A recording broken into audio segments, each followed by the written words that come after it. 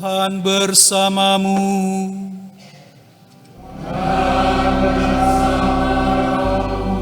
Inilah Injil suci menurut Matius.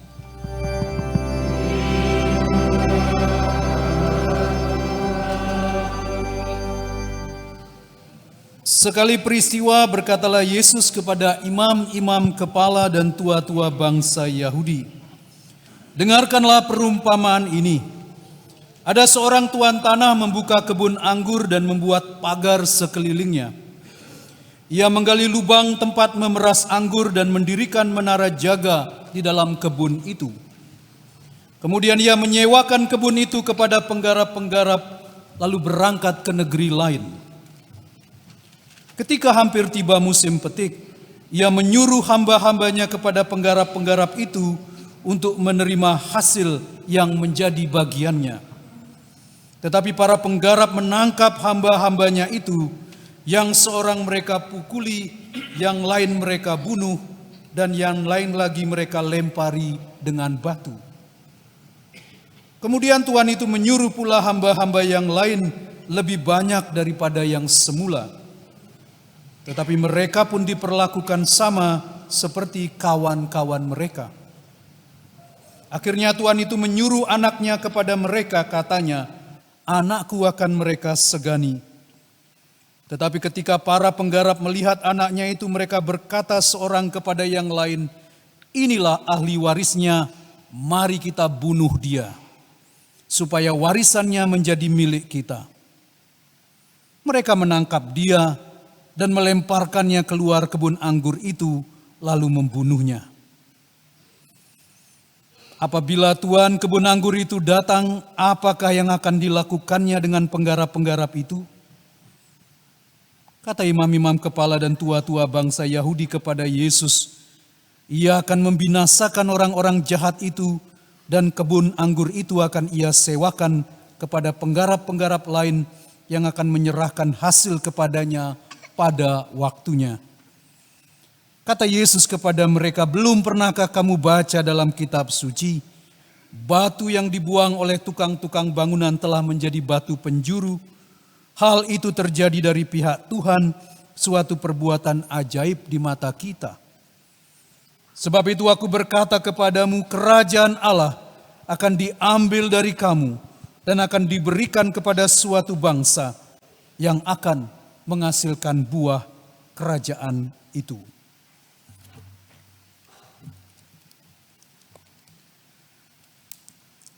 Demikianlah sabda Tuhan. Berpujilah Kristus.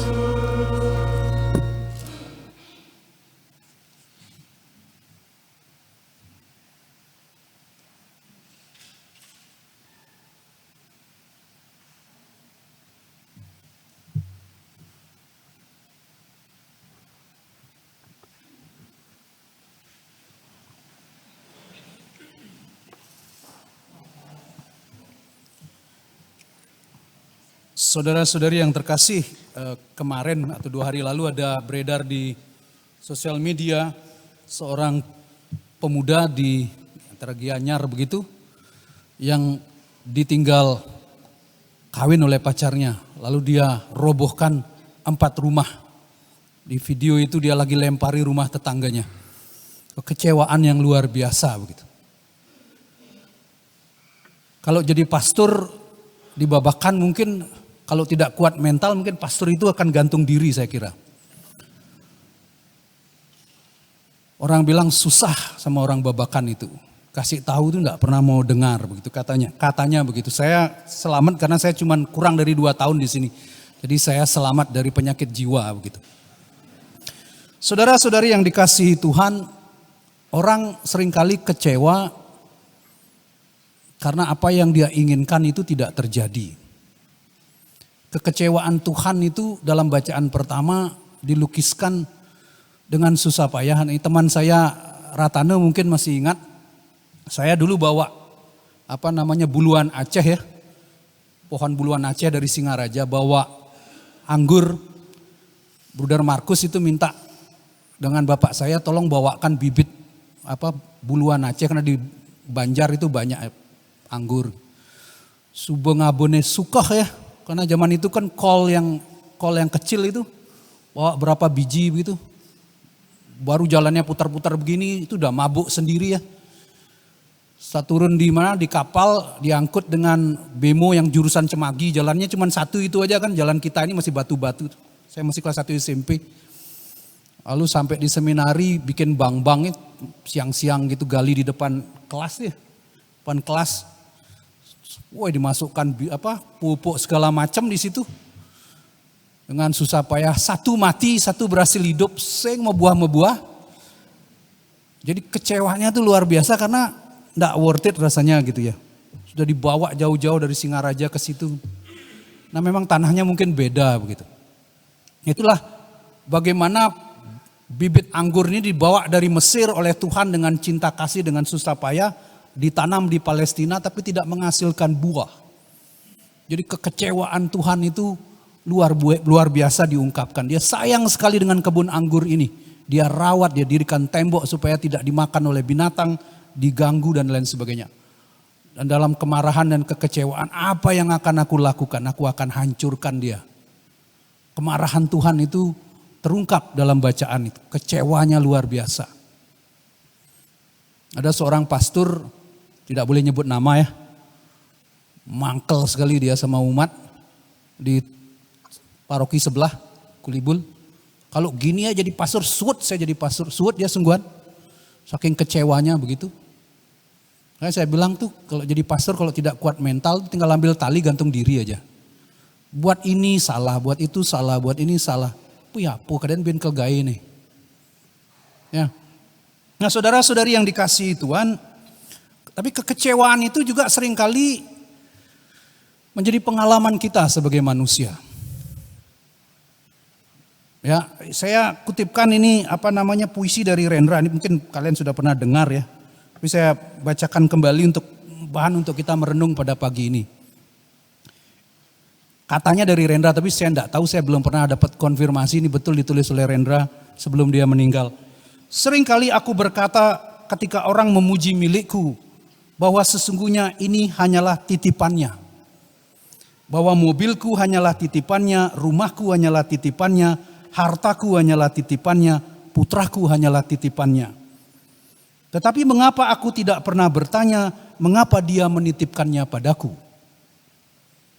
Untuk apa dia menitipkan ini padaku? Dan kalau itu bukan milikku, apa yang harus kulakukan untuk miliknya ini? Nyanya ini huruf besar. Adakah aku memiliki hak atas sesuatu yang bukan milikku? Mengapa hatiku justru terasa berat ketika titipan itu diminta kembali olehnya? Ketika diminta kembali kusebut itu musibah. Kusebut itu sebagai ujian. Kusebut itu sebagai petaka. Kusebut dengan panggilan apa saja untuk melukiskan bahwa itu semua adalah derita. Ketika aku berdoa, aku minta titipan yang cocok dengan hawa nafsuku. Aku ingin lebih banyak harta, lebih banyak mobil, lebih banyak rumah, lebih banyak popularitas. Kutolak sakit, kutolak kemiskinan, seolah semua derita adalah hukuman bagiku. Seolah keadilan dan kasihnya harus berjalan seperti matematika. Aku rajin beribadah, maka selayaknya derita menjauh dariku, nikmat dunia kerap menghampiriku. Kuperlakukan Tuhan seolah mitra dagang dan bukan kekasih. Kuminta Tuhan membalas perlakuan baikku dan menolak keputusannya yang tak sesuai dengan keinginanku. Dan seterusnya, nanti Anda bisa cari di internet.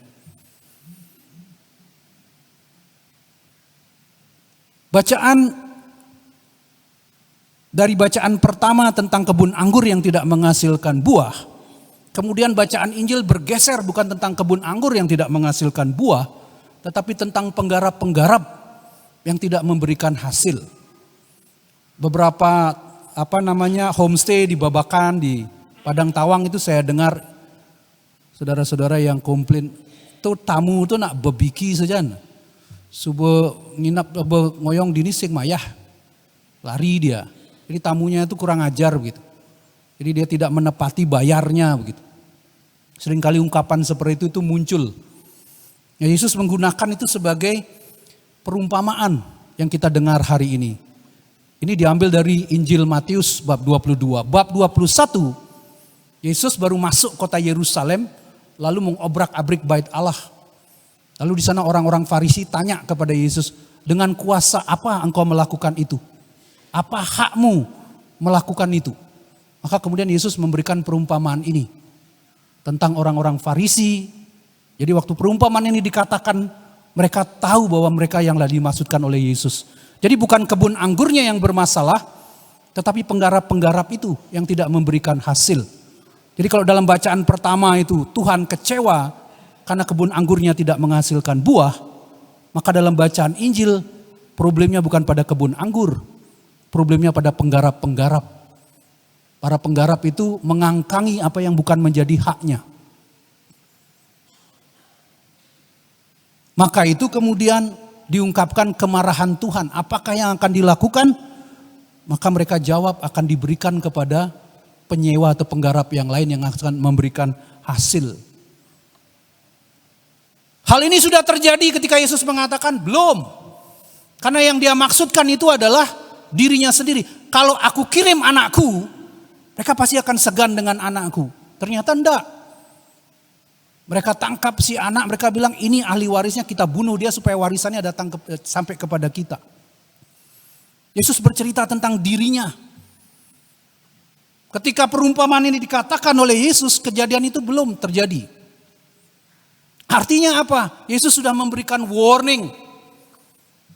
Tuhan mengirim hamba-hambanya. Hamba-hamba yang dimaksud siapa? Nabi-nabi. Tapi semua dibunuh nabi-nabi itu.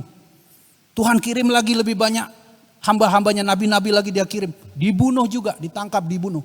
Lalu Tuhan bilang, kalau saya kirim putraku, mereka pasti akan sungkan, mereka akan segan dengan putraku. Ternyata enggak, mereka tangkap juga putranya, mereka bunuh. Itulah yang akan terjadi dengan hidup Yesus. Ketika Yesus mengatakan perumpamaan ini, dia belum ditangkap. Masih ada beberapa hari.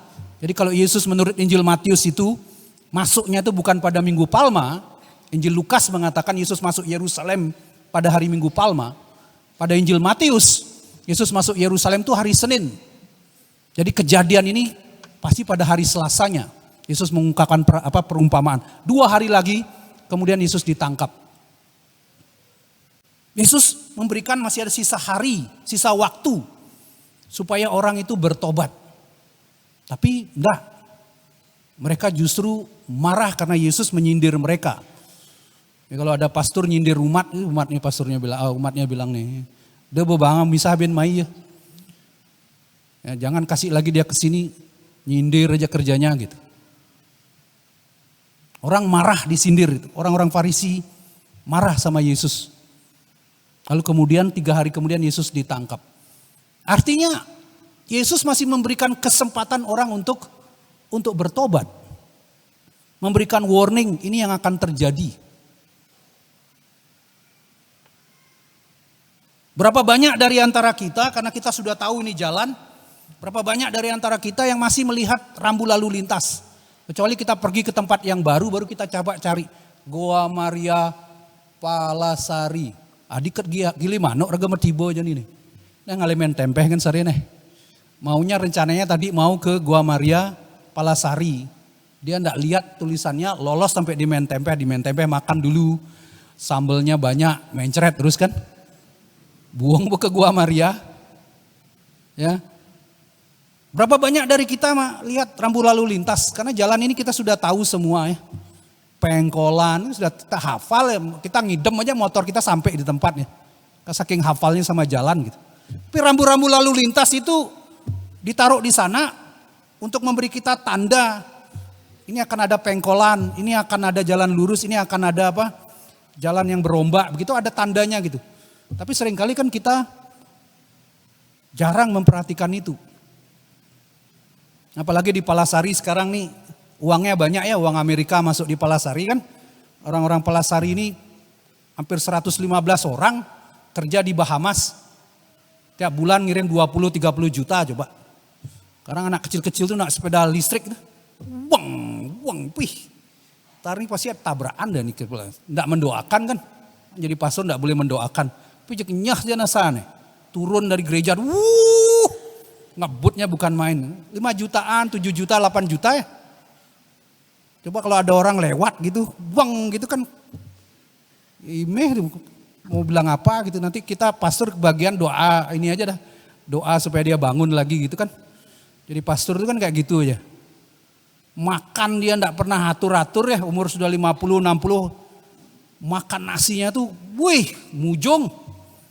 Kalau saya tuh orang pesta tuh saya sering memperhatikan. Saya tuh kadang masih udah takut makan nasi ya. Wih, nasinya gini, Gunung Batu Karu pindah ke sana. Kalau Anda mempunyai iman sebesar biji sesawi, katakan kepada Gunung Agung pindah ke piring, pindah dia. Mujung gitu ya. Sakit dah gula dia. Udah sakit gula panggil Romo nih pasti kena nih. Raga aja kengken kadang kan ngorang nih nih. Ya, seringkali kita berani mengambil resiko dan konyol begitu. Dan Yesus memberikan warning pada hari ini yang akan terjadi. Maka kata-kata dari bacaan pertama hari ini dari kitab Nabi Yesaya supaya kita menghasilkan buah. Bukan buah yang masam, bukan buah yang belum matang, setengah matang, tapi menghasilkan buah-buah. Yesus bicara tentang belas kasih, tentang keadilan, bicara tentang pengampunan. Itulah buah-buah yang diharapkan lahir dari kita. Menjadi pengikut Yesus, kita diharapkan menghasilkan buah-buah bagi panenan yang abadi. Apa gunanya kita menjadi pengikut Yesus kalau hidup kita tidak ada bedanya dengan orang-orang di sebelah kita?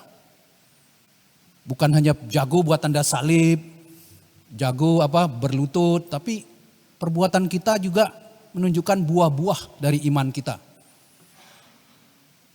Saya ingat kami ada pertemuan di Sangkal Putung di Klaten berapa tahun lalu waktu saya masih rektor seminari Tuke. Saya memilih pesawat yang terakhir gitu, pesawat terakhir dari Jogja ke Bali itu jam 9. Dan selalu bisa ditebak pesawat terakhir itu pasti delay. Karena lapangan terbang Maguwo itu kan kecil ya, Adi Sucipto. Kecil lapangan terbangnya, jadi kita tuh kalau mau datang ke Jogja putar dia berkali-kali karena di bawah tempat parkirnya belum ada. Dan pasti sering kali telat begitu. Saya sudah perkirakan pasti telat. Gitu. Betul, sampai situ diumumkan pesawat dari Denpasar delay. Udah duduk di sana mau ngomel juga enggak ada gunanya. Lalu bapak di sebelah saya ternyata juga pesawatnya delay dari Jakarta. Ngobrol lah kita. Ngobrol kiri kanan menghabiskan waktu nunggu pesawat ya. Ngomong politik, ngomong agama, ngomong ini bapaknya enak diajak ngomong ternyata gitu. Habis kira-kira bicara, lalu dia bilang minta maaf ya. Apakah Anda ini Romo, pastor? Saya mau bilang enggak, kan salah juga. Iya saya pastor. Wah pastor tugas di mana? Saya rektor seminari Tuke. Oh di Bali ada seminari? Ada. Lalu saya cerita. Kami lagi bangun begini-begini. Lalu dia bilang bisa minta nomor rekening. Ini yang saya tunggu dari tadi kan. Bisa minta nomor rekening. Oh bisa, saya transfer kasih nomor rekening. Dia bilang, oh gini aja Romo, pastor gini ya. Dia lari keluar, balik kemudian dia bawa uang 1 bendel begini. Pastor enggak ada amplop, ini lebih enak kasih ini daripada transfer. Kasih 1 bendel. Gini. Saya masukkan saku, maunya kan saya masukkan rekening pribadi kan enggak ada yang tahu. Tapi kan saya punya suara hati sebagai pastor yang baik kan ya. Saya kasih Romo Martanto besoknya nih Romo. Nanti kapok ya hilang uang kita ya. Jadi kalau kita curi uang sedikit nanti uang kita hilang banyak sekalian gitu ya. Jadi saya takut juga yang begituan gitu. Tapi bahwa menarik bapak ini mengatakan dia percaya.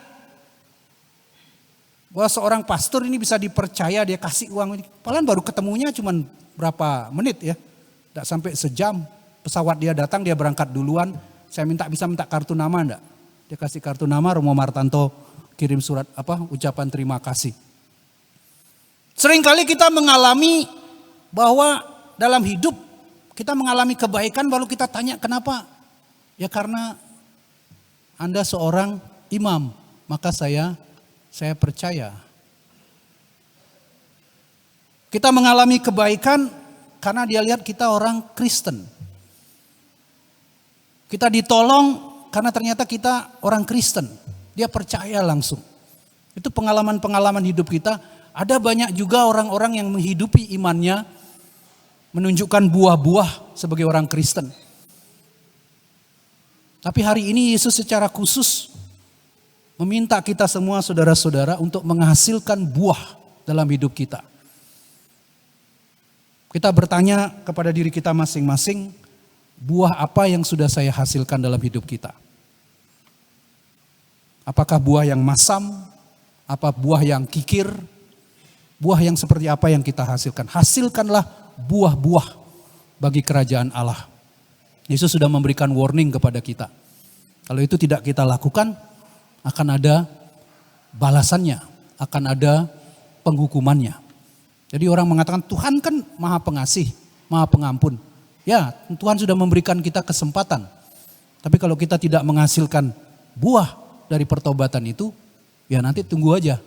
Yang seringkali kita bertobat sesudah kita kapok ya. Kalau enggak ketahuan sama istri ya tetap aja selingkuh gitu ya. Atau ketika enggak bisa kencing, wah baru dia nyesel. Waduh takut mau dikateter ya. Anda tahu kateter kan? Sakitnya minta ampun. Ada enggak bius? Enggak ada, dokter bilang. Udah mau dikateter baru kapok, Romo saya suka cari perempuan. Nah kapok kamu. Udah kena penyakit kelamin baru kemudian bertobat. Nah itu. Seringkali sesudah kita kena batunya baru kita kapok. Nah, saya kapok, saya bertobat. Yesus memberikan warning kepada kita supaya kita bertobat. Hasilkanlah buah-buah dari pertobatan, buah-buah kerajaan Allah. Mari kita bangkit berdiri.